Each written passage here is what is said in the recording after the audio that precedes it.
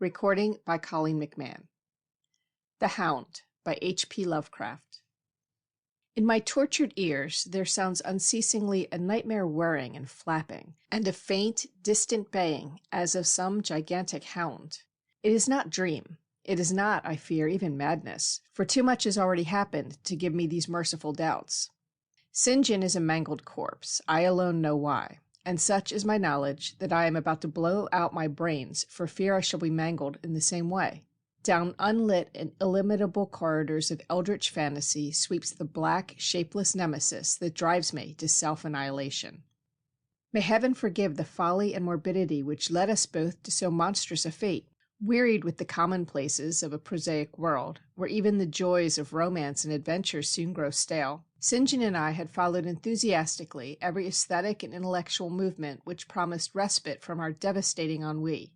The enigmas of the symbolists and the ecstasies of the pre-Raphaelites all were ours in their time, but each new mood was drained too soon of its diverting novelty and appeal.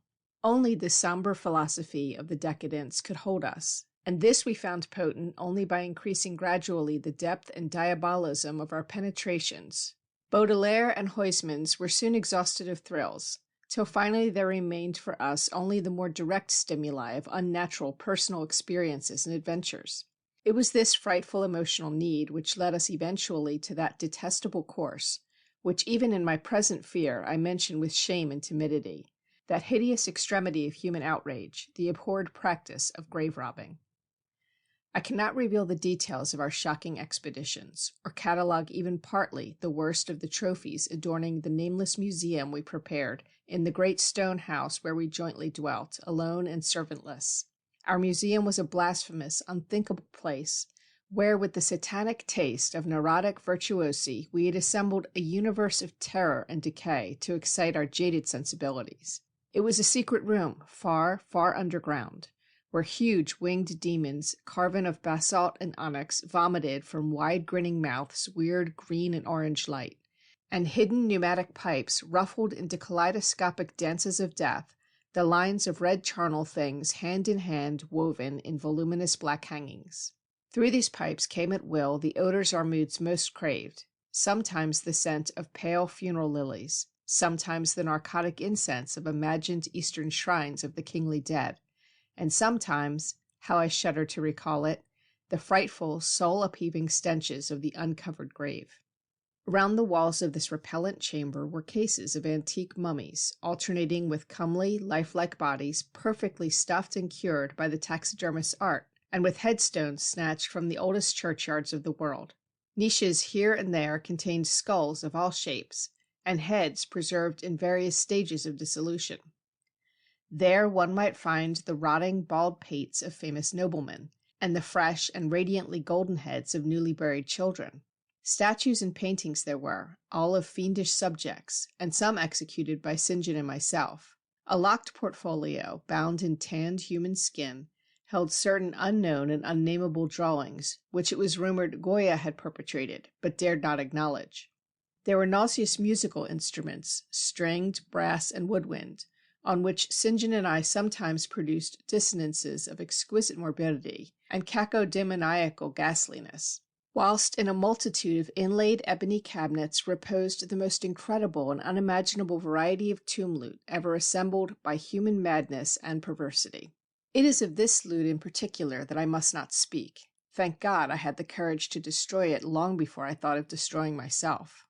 The predatory excursions on which we collected our unmentionable treasures were always artistically memorable events.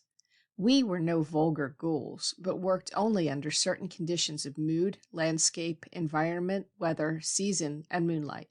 These pastimes were to us the most exquisite form of aesthetic expression, and we gave their details a fastidious technical care. An inappropriate hour, a jarring lighting effect, or a clumsy manipulation of the damp sod would almost totally destroy for us that ecstatic titillation which followed the exhumation of some ominous, grinning secret of the earth.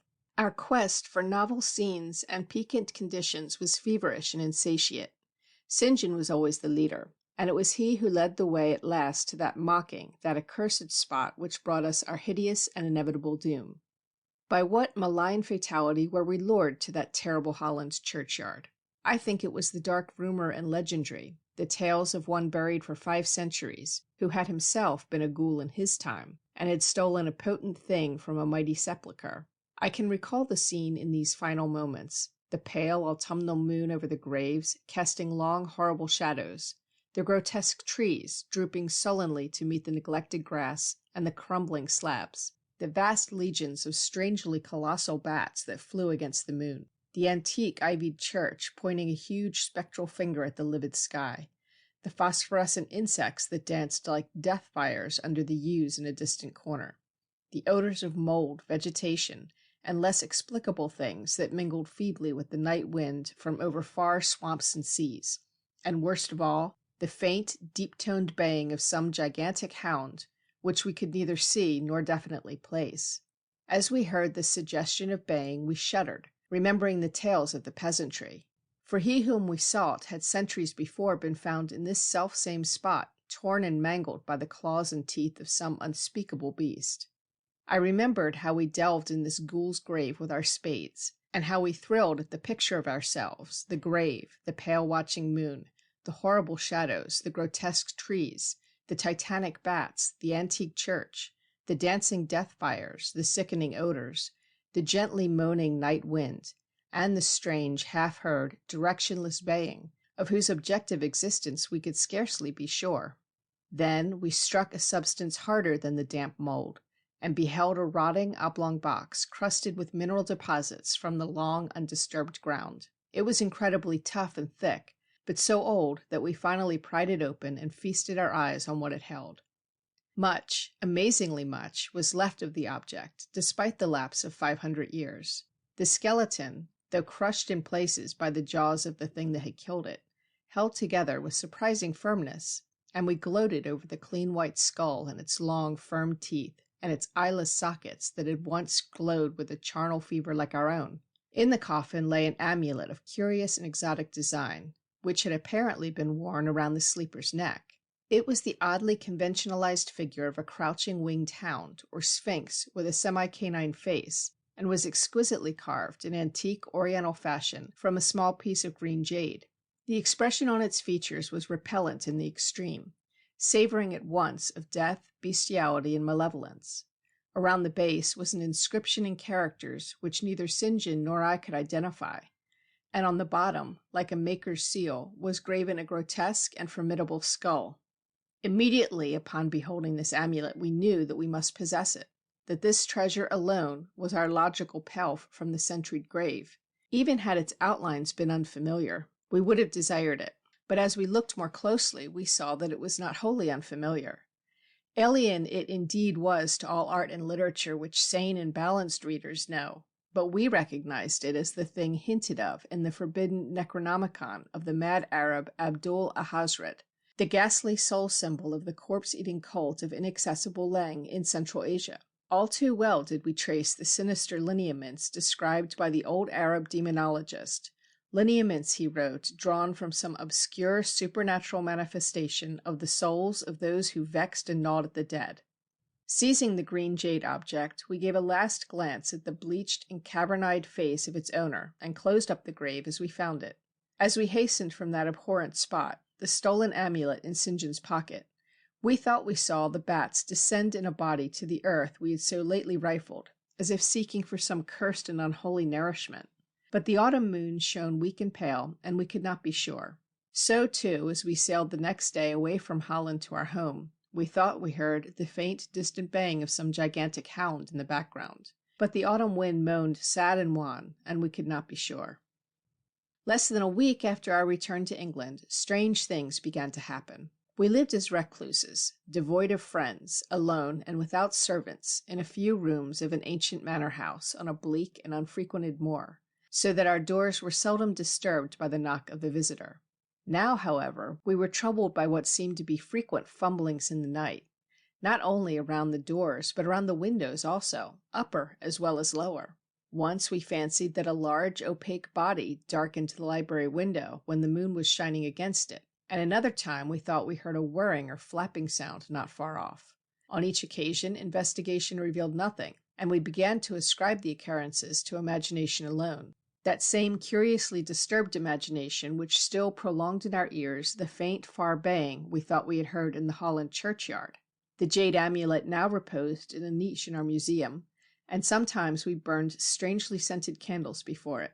We read much in Alhazred's Necronomicon about its properties, and about the relation of ghouls' souls to the objects it symbolized, and were disturbed by what we read. Then terror came. On the night of September 24th, I heard a knock at my chamber door. Fancying it St. John's, I bade the knocker enter, but was answered only by a shrill laugh. There was no one in the corridor. When I aroused St. John from his sleep, he professed entire ignorance of the event and became as worried as I. It was that night that the faint, distant baying over the moor became to us a certain and dreaded reality. 4 days later, whilst we were both in the hidden museum, there came a low, cautious scratching at the single door which led to the secret library staircase. Our alarm was now divided, for besides our fear of the unknown, we had always entertained a dread that our grisly collection might be discovered. Extinguishing all lights, we proceeded to the door and threw it suddenly open, whereupon we felt an unaccountable rush of air, and heard as if receding far away a queer combination of rustling, tittering, and articulate chatter. Whether we were mad, dreaming, or in our senses, we did not try to determine. We only realized, with the blackest of apprehensions, that the apparently disembodied chatter was beyond a doubt in the Dutch language.